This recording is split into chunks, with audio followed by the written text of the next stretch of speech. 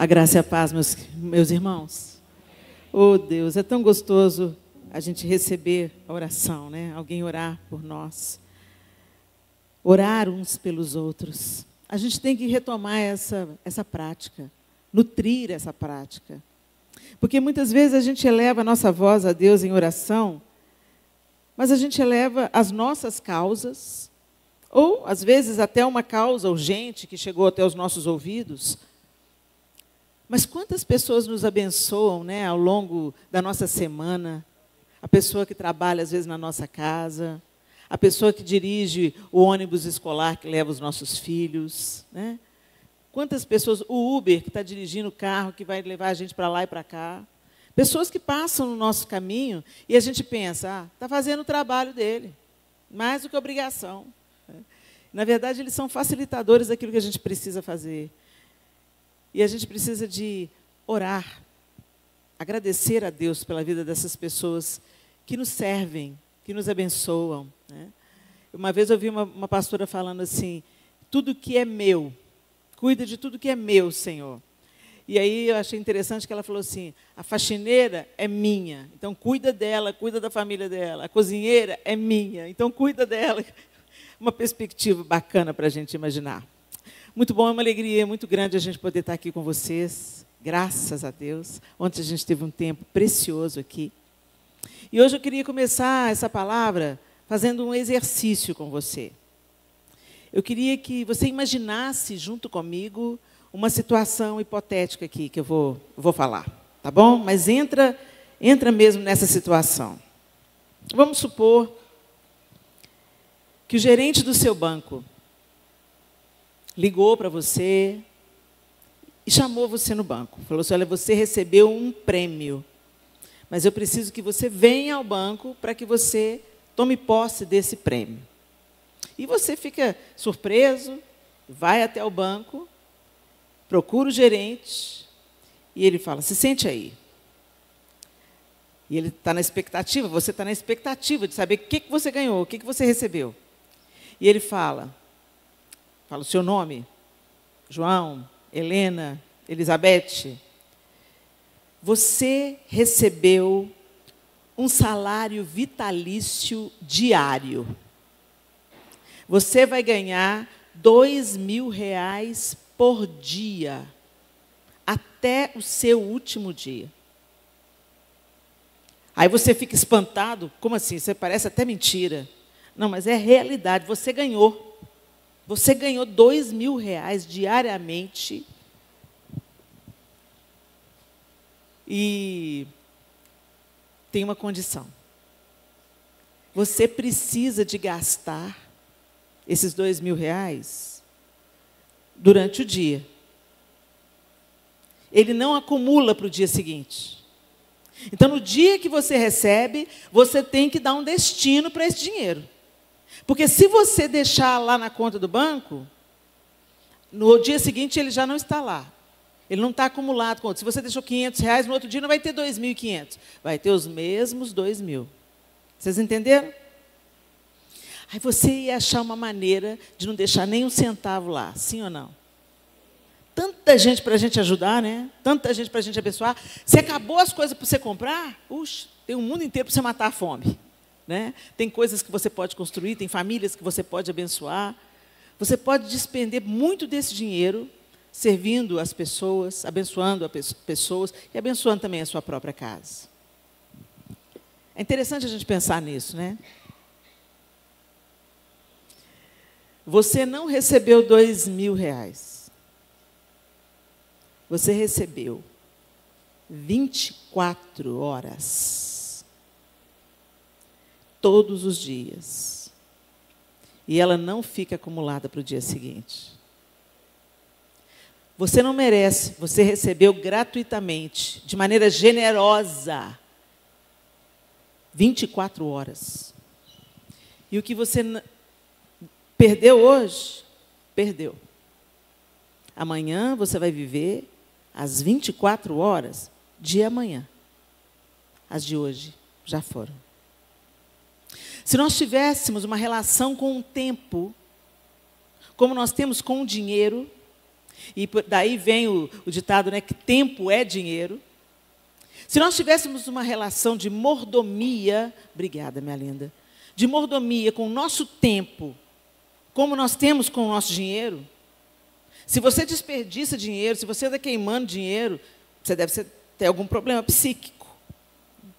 A gente não desperdiça dinheiro. Às vezes a gente não tem organização com o dinheiro e nós mesmos colhemos disso. Se a gente não organiza as nossas finanças, vem muita coisa ruim para a gente.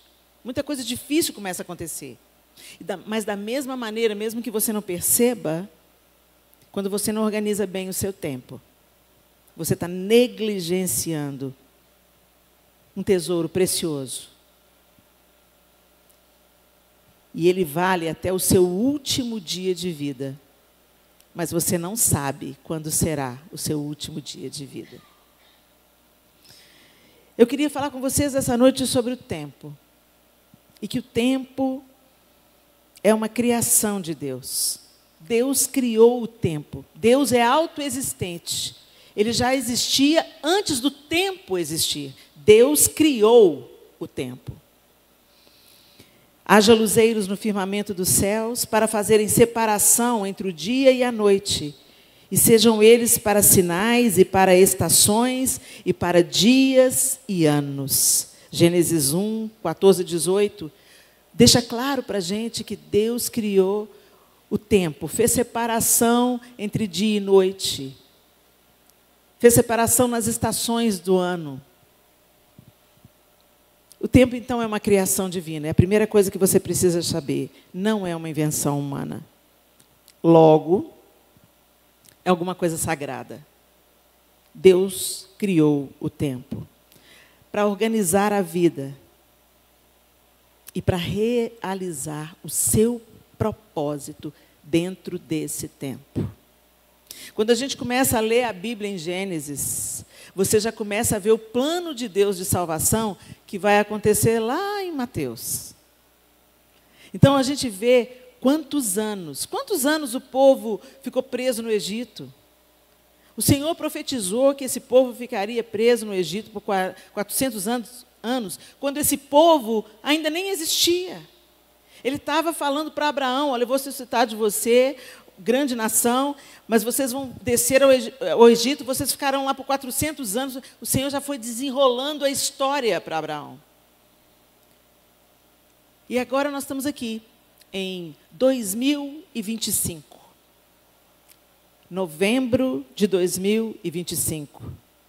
2 de novembro de 2025, nunca mais vai acontecer de novo. Entenderam como é que o tempo é sagrado? Ele é um dom concedido por Deus para administrar e para a sabedoria. Muitas vezes, a falta de tempo, que a gente sempre justifica, né? Ah, não tive tempo. Você está lendo a Bíblia? Não está dando tempo. Você visitou aquele seu amigo que está doente? Não deu tempo.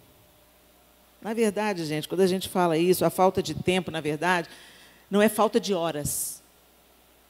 É falta de prioridades. A gente arruma tempo para aquilo que a gente realmente quer.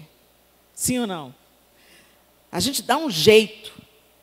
A gente fica... Eu me lembro que eu ouvi uma história sobre a Valnice Milhomens, que ela trabalhava, estudava muito, e aí ela não tinha o tempo durante o dia para parar e se debruçar sobre a palavra. Então, a história que chegou até os meus ouvidos é que ela subia em cima do vaso sanitário.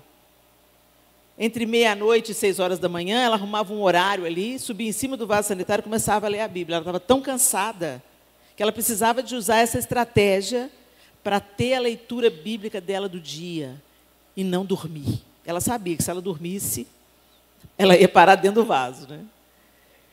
Aí eu achei aquela história tão interessante. Eu falei, isso é vontade de conhecer a Deus. Isso é devoção.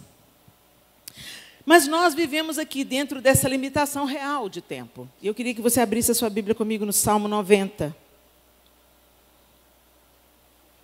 O Salmo 90, nós vamos ler alguns trechos do Salmo 90. E o verso 1 e 2 diz assim: Senhor, Tu tens sido nosso refúgio de geração em geração. Antes que os montes nascessem, e Tu formasses a terra e o mundo, de eternidade a eternidade, Tu és Deus. Olha que interessante. Deus é de eternidade a eternidade. A eternidade não tem início nem fim. Deus é de eternidade a eternidade. Mas aí, você pula lá para o verso 10.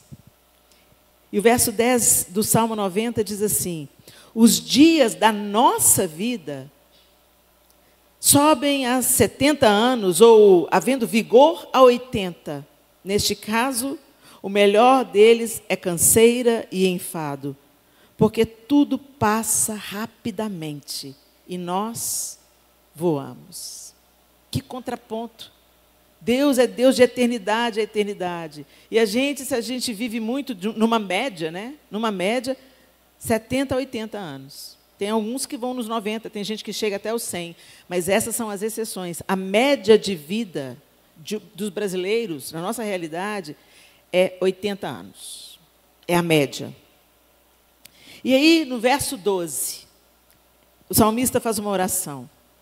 Ensina-nos a contar os nossos dias, para que alcancemos um coração sábio. Como nós precisamos de aprender, meus irmãos? Como nós precisamos de aprender? Moisés é que escreveu esse salmo, e ele reconhece nesse salmo a brevidade da vida. Como nós somos, como a gente falou aqui ontem, como o vapor, a nossa vida passa rapidamente. Esses dias a gente estava conversando, falando assim, mas isso já tem 30 anos. Já tem 30 anos? Tem. A vida inteira de uma outra pessoa, né? E aí a gente pensa, meu Deus, já passou isso tudo. Você olha para os seus filhos crescendo e pensa, meu Deus, outro dia estava na minha barriga, agora está casando. E quando fala assim, nossa, o tempo voa. A vida é um sopro. Vocês já ouviram todas essas palavras? O tempo voa. A vida é um sopro. Tudo passa tão rápido. E é a pura realidade. Então, a gente tem uma consciência aqui, gente, através desse salmo. A primeira delas, o tempo é curto. O nosso tempo é curto. E por que a gente precisa se lembrar disso? Para nós termos a humildade na nossa relação com o que é eterno. Porque a gente nasceu para ser eterno, a gente tem a imaginação de que a gente não vai morrer. Se você está caminhando diante de Deus, você não vai mesmo.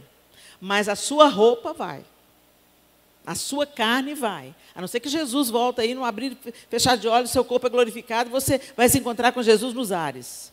Mas se a gente for seguindo o ciclo da vida normal, como os nossos irmãos, desde que Jesus ascendeu aos céus, passa rápido. E isso é importante para nos dar uma visão de que nós passamos como a relva do campo, mas Deus permanece eternamente. E isso nos dá humildade diante de Deus.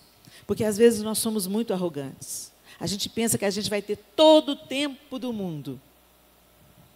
Mas o tempo é curto. E quem garante que você vai chegar aos 80? Enquanto tantas crianças morrem, aos 5, aos 2, a 1 ano, com 1 ano. Então, cada dia que o Senhor tem te dado é um presente. Respira aí.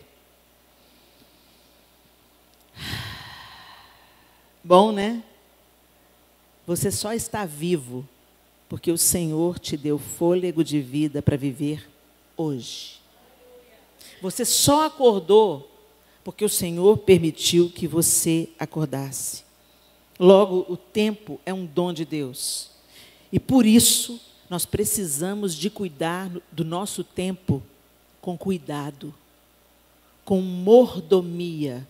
Ou seja, fazendo uma boa administração daquilo que o Senhor entregou na nossa mão. E o tempo passa. E isso exige propósito. Eu me lembro que há uns anos atrás, quantos aqui conheceram a Dev Tyrus?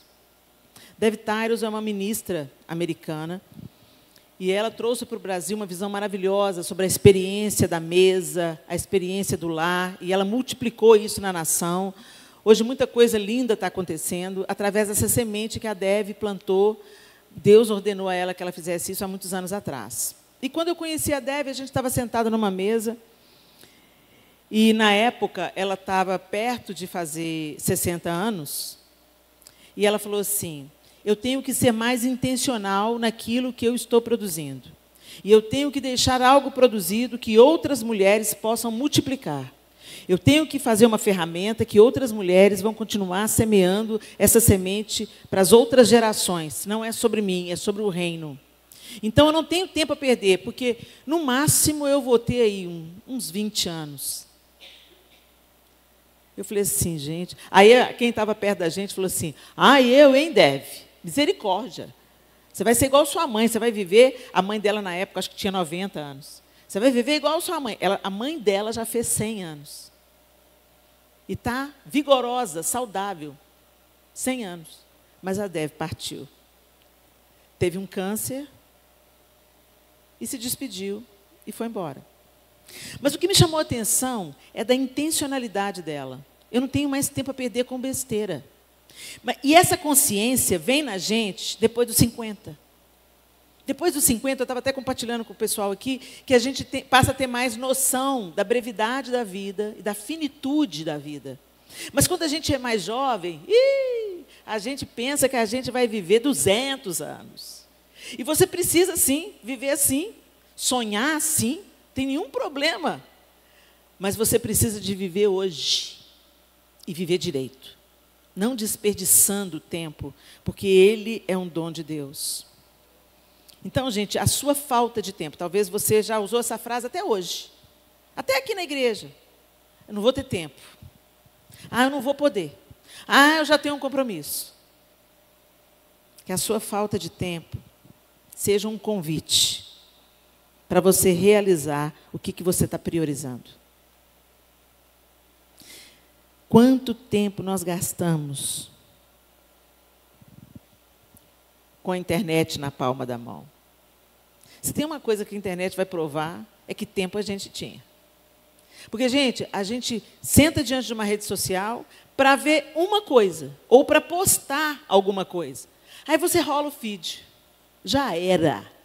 Você rola o feed, dependendo do que você vê, 2 horas da sua vida foram desperdiçadas ali. E literalmente desperdiçada. Porque na maioria esmagadora das vezes, você não sai edificado. Você não sai com um conhecimento novo. Você não sai encorajado para vencer a batalha. Normalmente você sai pesado, deprimido, indignado, raivoso ou desesperançado. Na maioria esmagadora das vezes. Se você vai numa rede dessas redes de relacionamentos sociais, normalmente é isso que acontece. Se você é intencional, põe uma palavra, uma mensagem, você vai ouvir aquilo, você vai ser ministrado por aquilo, você vai estudar na internet, é outro negócio. Mas eu estou falando como esses lugares que a gente não tem intenção, mas entra, roubam o nosso tempo. Satanás está trabalhando firmemente para nos distrair. E para roubar, ele é ladrão. E ele veio para roubar. E ele começa roubando o nosso tempo. Nós não precisamos de mais tempo. 24 horas são suficientes. Nós precisamos de direção de Deus para vivermos os nossos dias. A terceira coisa que a gente tem que entender é a remissão do tempo. Vamos ler outro texto? Efésios 5, 15 e 17.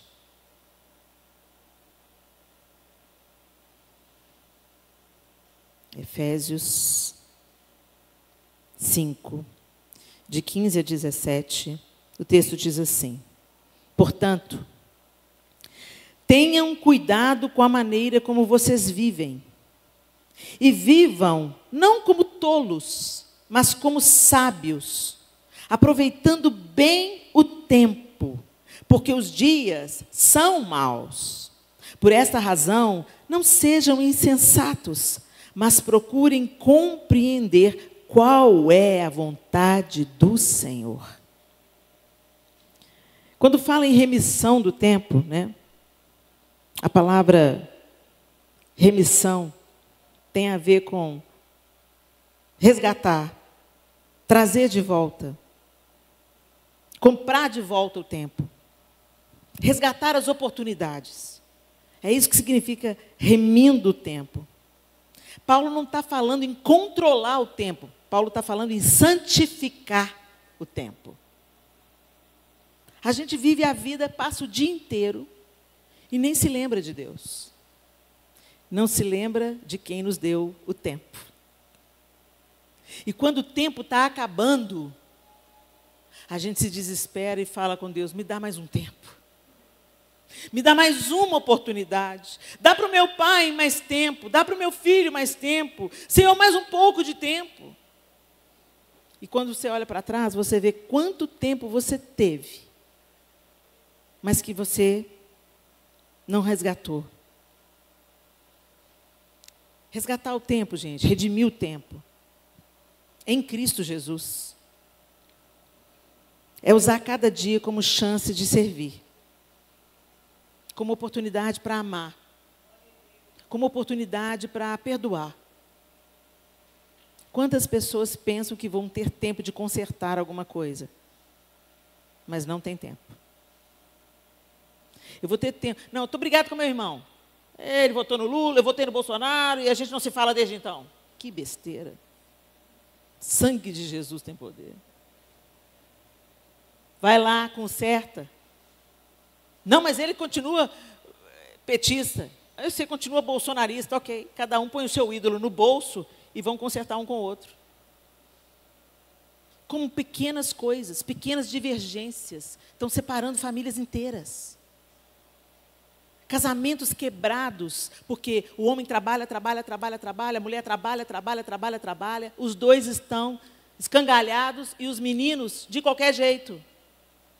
E quando as coisas começam a dar errado, oh Deus, por que o Senhor não resolve isso aqui? Porque você teve tempo de resolver e não resolveu. Deus nos dá tempo para a gente administrar o tempo, para a gente santificar o tempo. Tem tempo para todas as coisas. Não é isso que a palavra de Deus diz lá em Eclesiastes? Há tempo para todas as coisas debaixo do sol. Tem tempo de juntar, tem tempo de separar, tem tempo de plantar, tem tempo de colher, tem tempo de abraçar e de afastar-se de abraçar. Tem tempo para tudo. Mas a gente mete os pés pelas mãos e usa mal o que nós temos recebido todos os dias, como um tesouro inestimável. Redimir o tempo é ter a oportunidade de crescer espiritualmente. Quem vive a eternidade, com os olhos na eternidade, de fato, não desperdiça o presente. Se eu estou com os meus olhos na eternidade, se eu sei o que Deus tem preparado para mim, eu quero levar o máximo de pessoas junto comigo. Se eu tenho consciência do dom que eu recebi, da bênção que eu recebi, da vida que eu recebi em Cristo Jesus, e isso me torna eterna, eu não quero isso só para mim. E até a eternidade eu quero viver do jeito que o Senhor quer. Eu costumo dizer que a gente não vai ser crente, gente, depois que a gente morrer, não. A gente vai ser crente agora. A gente vai viver Cristo agora. A gente vai viver o reino agora. Não é uma coisa para... A vida abundante que Jesus conquistou é para agora. Eu vim para que vocês tenham vida. Reconectados com Deus, porque nós estávamos mortos nos nossos delitos e pecados, certo? Eu vim para que vocês tenham vida, e vida em abundância. Isso fala de uma vida aqui, nessa terra, nessa casca, nesse corpo, nessa cultura onde a gente está inserido, no trabalho que você está, na família que você tem. Deus está nos dando esse tempo e Ele quer que você viva hoje como a antecipação daquilo que está para se manifestar. Que o reino de Deus já seja manifestado na sua vida hoje. Que o seu tempo seja convergido para o Senhor, para a vontade dEle. Senhor, como é que eu vou viver o dia de hoje? Uma oração reincidente minha tem sido: Senhor, primeira coisa, quando eu abro o olho, oh Senhor, obrigada por esse dia. Obrigada porque eu acordei. E o Senhor está me dando mais uma oportunidade de viver. Vai ter um dia, gente, que eu vou fazer essa oração pela última vez, mas eu não sei quando vai ser. Então, capricha. Capricha no dia de hoje. Viva como se fosse o último. A gente não sabe quando vai ser o último. Então, ame hoje, abrace hoje, perdoe hoje. Vai fazer aquilo que você prometeu hoje. Para de adiar, para de protelar. A procrastinação. Depois eu falo, depois eu vou. Isso não tem nada a ver com santificar o tempo.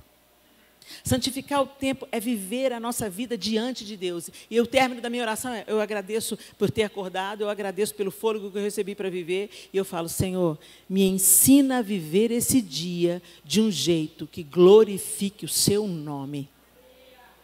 E isso não é subir num púlpito, pegar um microfone, cantar, evangelizar na praça. Não, é ser uma bênção onde você está. Seja o melhor funcionário que você pode ser, seja o melhor marido que você pode ser, seja o melhor filho que você pode ser, seja presente, seja verdadeiro, seja honesto. Viva plenamente. E só por isso, Deus vai usar a sua vida para abençoar pessoas. Você pode pensar quantas pessoas já te abençoaram porque te mandaram um recado num dia que você precisava? Uma palavra de esperança num dia que você estava baqueado? Você já recebeu? Abriu o WhatsApp, tinha uma mensagem, a pessoa parece que sabia o que você estava vivendo. E Deus usa aquela pessoa para falar: fulano, olha, eu estava pensando em você. Deixa eu orar por você. E aí a pessoa está orando, ela não sabe nada que você está vivendo, e você já está chorando. Isso é uma vida com significado. Quantas vezes a gente pode abençoar as pessoas só ouvindo? Às vezes as pessoas estão angustiadas, elas não querem respostas, elas já têm as respostas, mas elas querem limpar a alma. E a gente precisa desprender tempo para sentar e falar: fala, fulano. Fala o que você precisa falar. É tão maravilhoso quando a gente percebe isso. Alguém gastou tempo para cozinhar para você. Alguém gastou tempo para te mandar uma mensagem. Alguém pensou em você e comprou uma lembrancinha na viagem. Essas pequenas coisas, essas coisas comuns, essas coisas ordinárias, elas são ferramentas para tocar a nossa vida, para nos abençoar, para trazer refrigério. E se a gente gosta de receber, a gente também precisa de plantar. O egoísmo desses dias não pode nos aprisionar. Nós somos livres de todo o egoísmo. Bom é viver bem com o outro, né? Todo mundo vivendo bem é melhor. A gente precisa de viver, então, como a antecipação daquilo que aguardamos. Nós aguardamos novos céus e nova terra. Nós aguardamos um reino de justiça. Nós aguardamos um reino onde as lágrimas não existirão, a morte não vai mais existir. Ai, só de pensar nisso, né, gente? Dá uma empolgação na gente. Ainda não é assim. Aqui o modelo ainda é imperfeito. Não chegou a consumação dos tempos. Nós ainda não entramos nesse período da nossa vida. Mas o Senhor já é o nosso rei. Ele já resgatou a nossa vida. Ele já comprou todos os nossos dias. Então, que Ele reine sobre todos os minutos da nossa vida. Muito bem. Em João 9,4, o texto diz assim: é necessário que façamos as obras daquele que me enviou, enquanto é dia. Jesus está falando. A noite vem, quando ninguém pode trabalhar. Gente, Jesus viveu 33 anos. A história é isso que ela retrata. Jesus viveu cerca de 33 anos. Mas Ele cumpriu plenamente o propósito para o qual Ele veio. Ele cumpriu toda a vontade de Deus. Jesus nunca teve falta de tempo. E muitas vezes Ele teve que tirar a atenção do tempo dele para derramar sobre outros. Quando ele recebe a notícia da morte de João Batista, Jesus quer ter um momento a sós. Ele quer chorar o luto. Por quê? Mas Jesus sabia para onde que João Batista foi, sabia, mas ele está na nossa roupa. Lembra disso? É Deus vestido de humanidade. Ele sabia que ele ia ressuscitar Lázaro, mas ele não chorou com a Marta? Jesus chora com as pessoas. Ele é empático com elas. Ele sente o que elas sentem. Então ele estava naquele momento sentindo, uau, João Batista entregou a missão dele. Ele sabia que João Batista tinha sido assassinado injustamente por falar a verdade e por anunciar o reino. Eu fico imaginando o que passava pela cabeça dele, né? Pai, por que os homens são assim? Por que eles fazem isso? João Batista queria o bem, João Batista estava falando a verdade e pagou com a própria cabeça.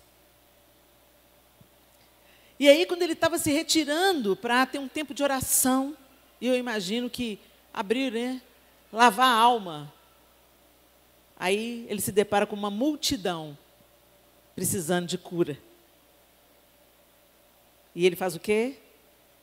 Ele entrega o seu tempo para a vontade de Deus e não para a vontade dele. Ele vai lá e começa a curar, libertar, transformar, anunciar o reino de Deus. Tempo não é medido pela quantidade de anos. Você pode conhecer uma menina de 20 anos, que tem propósito, que tem palavra, que tem iniciativa, que é uma bênção na escola, que é uma bênção na faculdade, que é responsável por resgate de muitas pessoas na família. E você pode conhecer uma pessoa que é crente há 40 anos, só de crente, 40 anos. Mas que vive como se fosse o primeiro dia, infrutífero. Empurrou a vida com a barriga. Não glorificou a Deus com o tempo. Às vezes, converteu, entre aspas, mudou de religião e continuou vivendo a vida de qualquer jeito.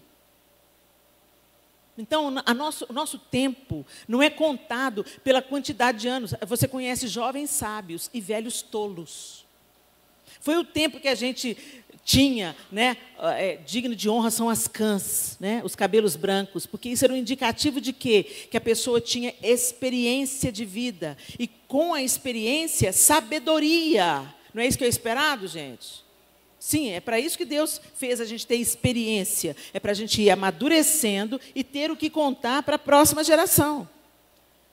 Mas o último estudo que eu fiquei sabendo da psicologia sobre os homens é que eles estão amadurecendo como homens por volta de 45 anos de idade.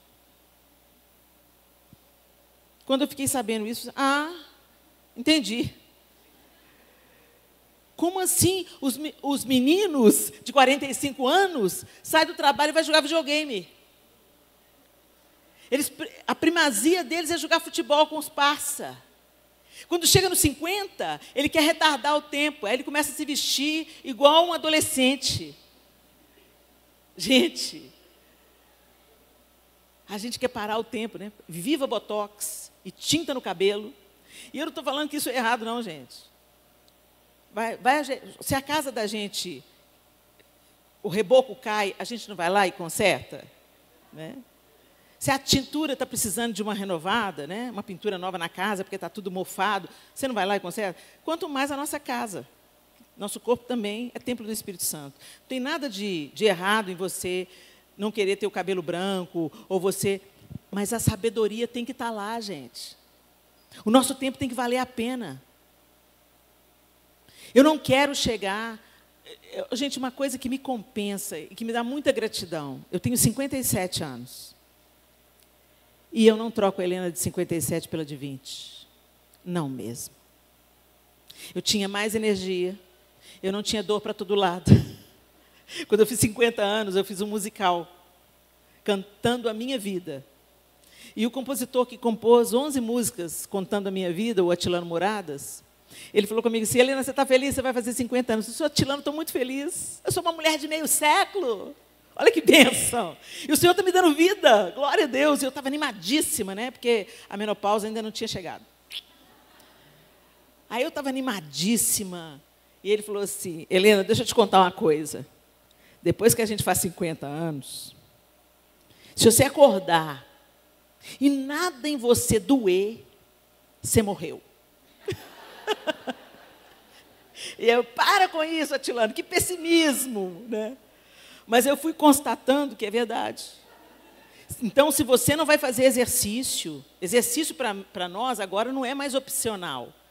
Entendeu? É funcional. Se você não fizer exercício, você vai atrofiando. Você vai parar. Você vai ser demente. Né? A demência já foi provada também cientificamente. A demência chega por falta de músculo na parte inferior do corpo. Olha que loucura. As coisas estão conectadas. A gente precisa fazer exercício. Mas é fato. Depois dos 50 anos, você não tem mais o vigor. Você pode até adquirir isso com muito exercício, treinando muito e tudo. Você pode adquirir.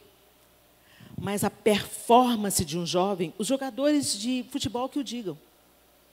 Os caras são bons, eles têm o talento, mas o corpo não responde mais depois de determinada idade. Mesmo para os caras mais disciplinados. A vida de um jogador de futebol, quantos anos que o Hulk tem, João? 39.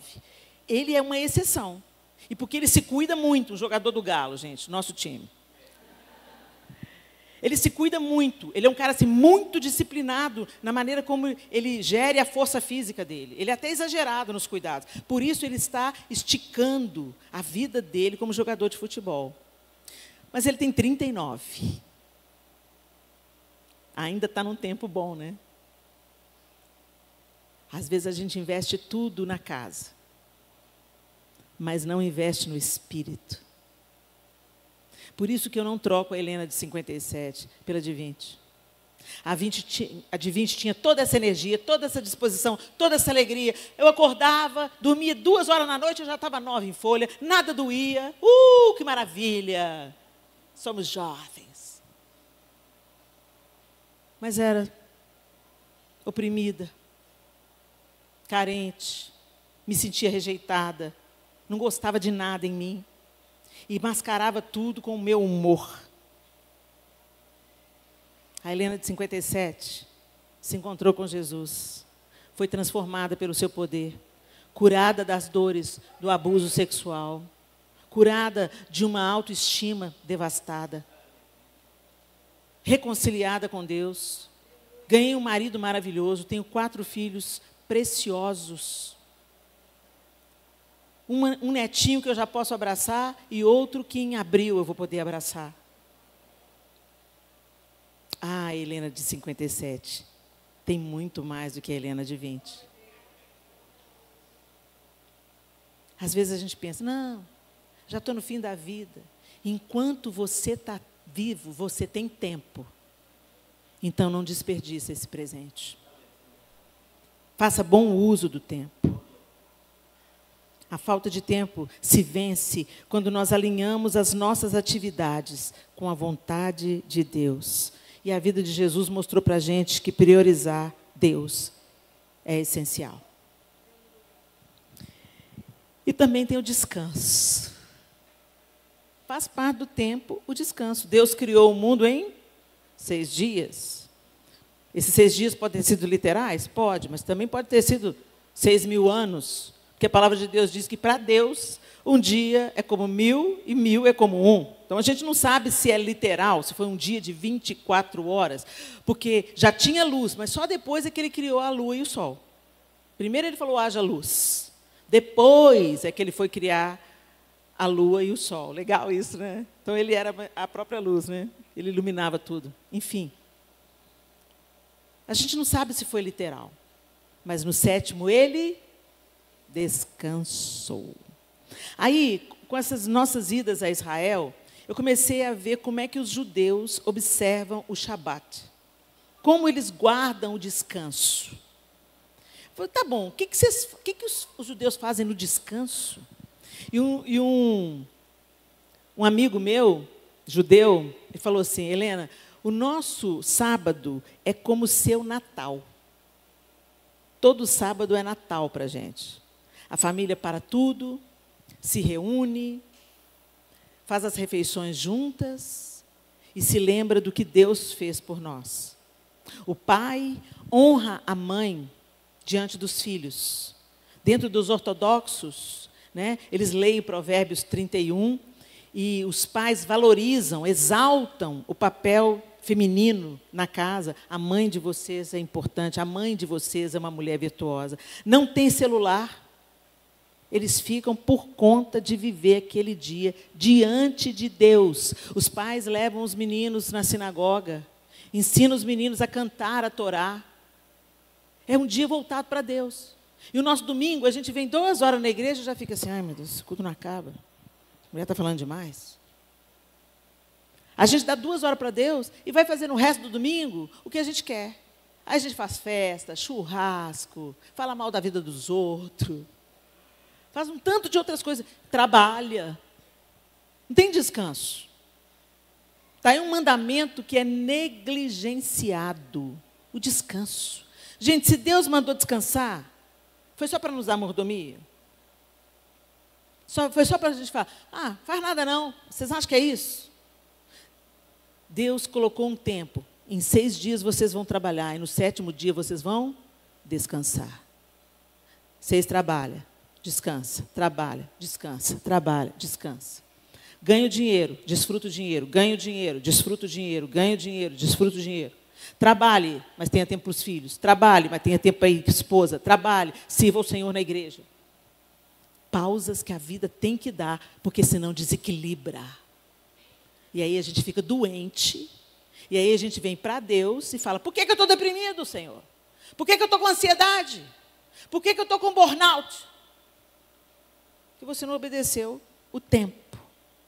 Há tempo para todas as coisas. E você administrou o seu tempo mal. E isso vai adoecendo as nossas emoções, nossa cabeça. Quantas pessoas, os médicos já estão falando, tira o celular dos meninos. Eu estava ouvindo o depoimento de uma mãe que ela teve um filho normal, saudável. Quando ele fez uma determinada idade, não sei se era 2 aninhos, ela deixou ele usar o celular. Por quê? Porque é a chupeta moderna. O menino está enchendo a paciência, dá um celular para ele, que ele cala a boca na hora. Né? Você quer conversar com os amigos na mesa do restaurante, o menino está muito agitado, dá o tablet para ele brincar. Ele fica lá brincando com os bichinhos. Né? Mundo Bita, 3 palavrinhas. E aí ela começou a falar que o filho dela começou a regredir. Palavras que ele falava já, ele parou de falar.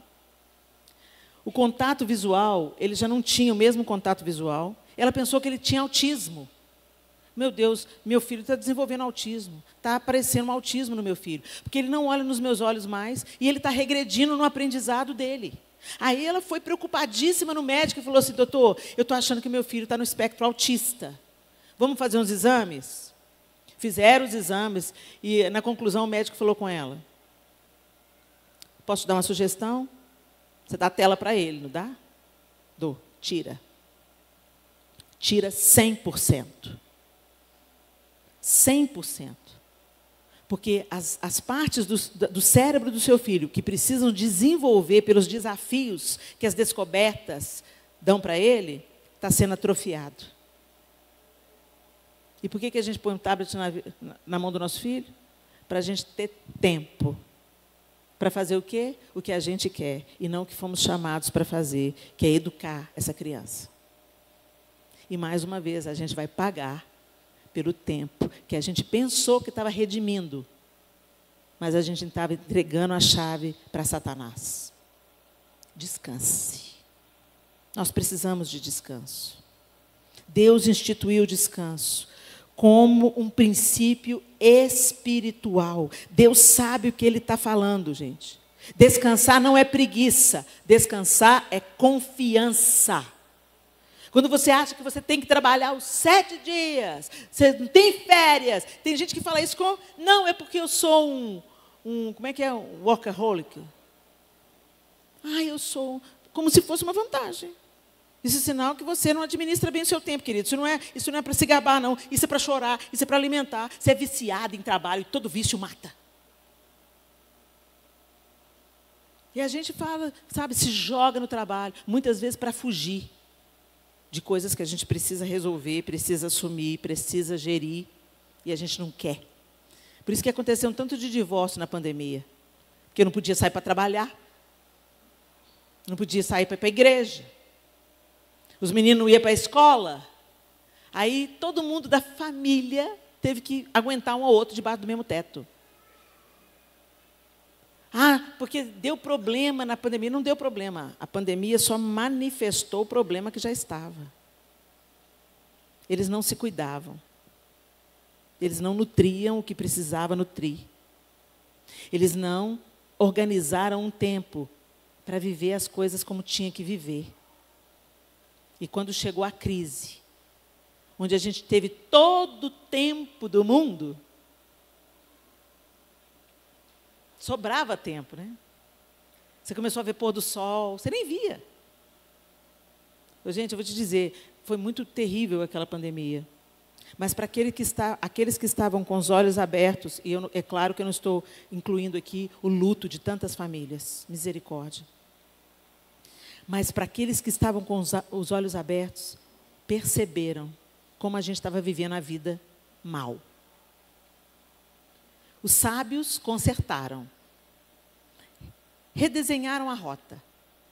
Os tolos voltaram com mais sede, mais ativismo, nada de descanso.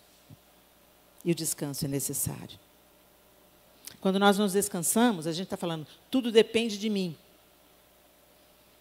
E quando nós descansamos, a gente fala, Senhor, eu confio que o Senhor está cuidando. Isso não é preguiça. 6 dias trabalharás. E no 7º dia, você vai consagrar isso ao Senhor. A gente descansa aos pés do Senhor. Não é entretenimento que descansa a gente. Para a gente terminar, eu quero dizer para vocês que a falta de tempo é um sintoma espiritual. Não é apenas organizacional. É uma luz espiritual piscando. Porque o problema não é o relógio. Todo mundo recebe as mesmas horas. O problema não é o relógio. O problema é o coração. Onde está a sua intenção? Onde que está a sua atenção? Quando a gente chega no fim da nossa vida, a gente não está querendo mais um título, mais um diploma. No leito de morte, ninguém está procurando uma promoção no trabalho. No leito de morte, a gente só quer mais tempo. Ah, se eu tivesse mais tempo. Ah, se eu pudesse voltar atrás e reorganizar o meu tempo. Ah, como eu perdi tempo. Eu podia ter feito tanta coisa que eu não fiz. Eu podia ter vivido tanta coisa que eu não vivi. Eu coloquei a intenção do meu coração no lugar errado. A Bíblia não está convidando a gente, para a gente ter mais tempo. Mas a viver o tempo que nós temos com a eternidade no nosso coração. Como eu disse, viver como o reino de Deus já tivesse se manifestado. Viver em justiça, viver em amor, viver em santidade. Viver interessado no que o Senhor quer fazer. E descansar também aos pés dele. Verso 12 diz, ensina-nos, Senhor, a contar nossos dias. Não para termos mais tempo, mas para vivermos cada momento com propósito, com intencionalidade, sendo gestores sábios da riqueza que nós recebemos todos os dias. Todos os dias cai na sua conta. Passou da meia-noite, mais 24 horas para você viver. Que dádiva. E é tão interessante que Deus, dentro dessas 24 horas, parte delas é a noite e parte delas é o dia. Para te dar tempo para descanso. Dentro das 24 horas, tem pausa para o descanso. Então, meus irmãos, eu queria plantar essa semente no coração de vocês nessa noite. Em que vocês estão gastando a riqueza que vocês receberam? Onde está o coração de vocês? Porque onde está o seu coração, aí é que está o seu tesouro.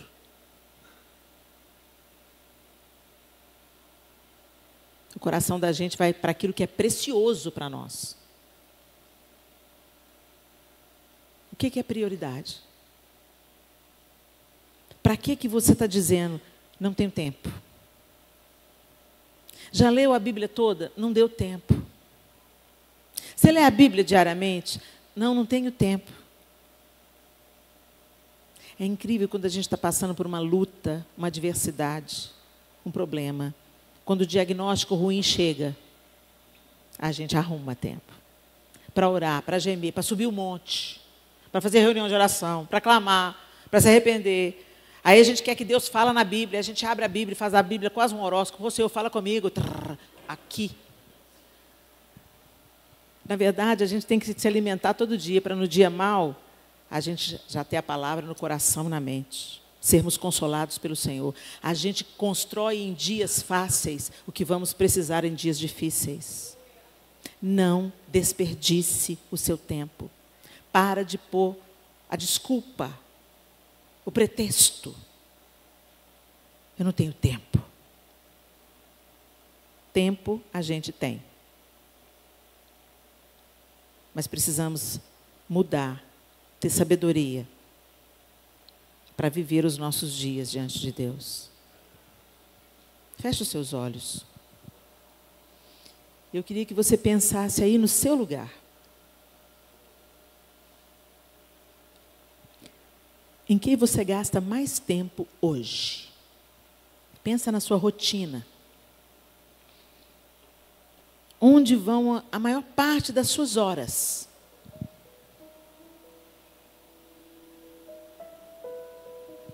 Ah, Helena, no meu trabalho, né? Eu trabalho 8 horas por dia. E digno é o trabalhador do seu salário. Deus gosta de quem trabalha. O trabalho não é um castigo. O trabalho é um dom de Deus também. Não, é castigo, porque Deus falou que a gente ia comer do suor do nosso rosto. Não. A fadiga do trabalho foi consequência do pecado. Mas antes do pecado entrar, Deus ordenou: cultiva o jardim. E cultivo é trabalho. Mas o trabalho era prazeroso, não era um fardo. O pecado trouxe fardo para o trabalho. Quando o nosso tempo é redimido, o trabalho é uma oportunidade de amor, de serviço e de também trazer o pão para a sua mesa. Graças a Deus pelo trabalho. Mas ele não pode ser o seu Deus. Ele é uma oportunidade para você ser uma bênção e sustentar a sua família. Ok, você gasta 8 horas no seu trabalho. E como você investe as 3 horas que você tem com seus filhos acordados? Você fica assistindo telejornal? Jogando um joguinho para relaxar? Demandando com a esposa alguma coisa que vocês não conseguiram fazer durante o dia? Ou você se assenta com esses meninos no chão, olha eles no olho e fala assim: como é que foi o seu dia? Conta para o papai. Deixa eu te contar como é que foi o meu. Entrou um cara lá no meu serviço. Quando a gente conta para os nossos filhos o que a gente fez durante o nosso dia, a gente encoraja eles a também contar para a gente. Mas para isso tem que ter intencionalidade. Você tem que ser focado. Investir o que tem tempo. Investir o tempo em quem mais precisa dele. Eu estou numa fase que os meus filhos são adultos. É uma bênção eles serem adultos. Mas como eu tenho saudade deles crianças. Como eu queria ter tido mais tempo. Como eu queria ter a cabeça que eu tenho hoje. Quando eu tinha 27.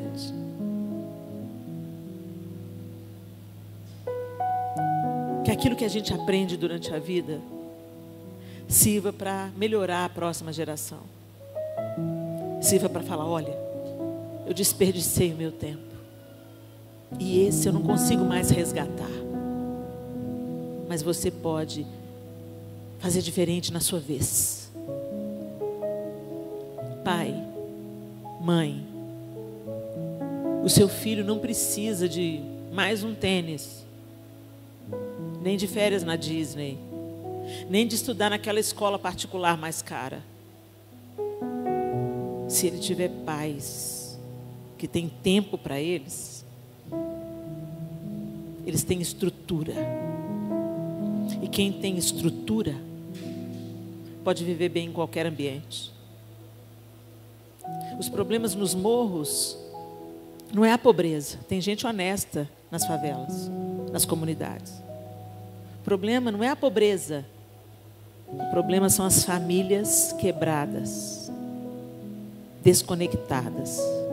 Porque cada um está gastando o seu tempo vivendo a sua vida, fazendo o que gosta. E quando se dá conta, perdeu. Não dá mais para recuperar. Mas dá para aprender e fazer diferente daqui para frente. Eu oro para que vocês reavaliem o tempo. Que o tempo na vida de vocês seja redimido em Cristo Jesus. E que por onde vocês andarem, vocês sejam intencionais, investindo tempo naquilo que é eterno, colocando os olhos lá na eternidade. Porque eu creio na eternidade, então eu vou amar o meu próximo. Porque eu creio na eternidade, eu vou cuidar bem dos meus filhos. Porque eu creio na eternidade, eu vou cuidar do meu casamento como um jardim.